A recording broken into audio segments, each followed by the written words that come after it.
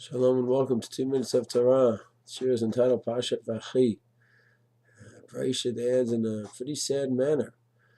Yaakov passes away, and one would think they, Baruch Hashem, with all the turbulent years, at least they finish off their lives together, the Shvatim and Yaakov, and one would like to say that everyone lived happily ever after. But we see that when Yaakov passes away, the brothers come to Yosaif, afraid that he's going to kill them.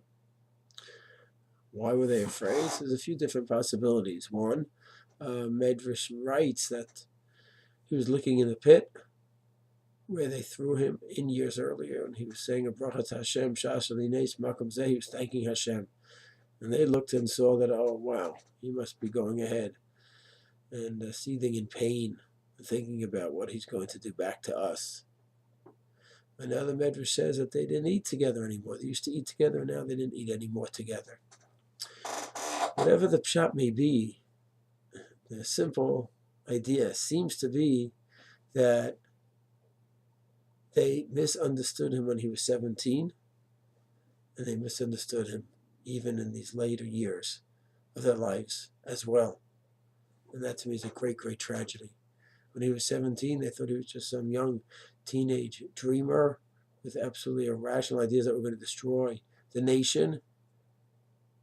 And here they thought, at the end of their lives, he's an irrational, older person who has his ideas. He's just going to take revenge and he's going to kill them. And the fact is, it's quite possible that when he was by the pit, what was going on in his mind? Sheva Chodal Hashem. He wanted to thank Hashem for what Hashem did for him.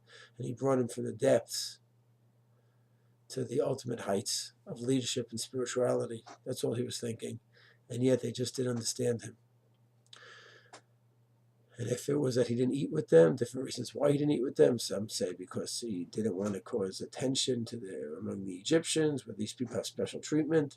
Some want to say technically he wasn't sure how to set up the table, who would sit where. Some may say that he just didn't really think it was proper to be with them so much. They were not exactly on the exact same spiritual level, and they don't have to go ahead and dine together every meal. It's one thing to do it out of covered for Yaakov, but now it's not appropriate every meal. They be together, but not all the time. Whatever the approach may be, he was thinking something totally differently and than what they were thinking. To me, the lesson, of course, we're talking about the Shvatim. We don't fully understand the Shvatim, but the lesson to me is clear that a developed relationship has to be developed where one understands another person's inner feelings, tensions, conflicts, and literally is inside the other person's kishkas. As nafsho kshura v'nafsho, whether it's a husband and a wife, a parent and a children, siblings, there has to be a relationship where there's depth, where there's understanding, and there's an openness, and there's dialogue.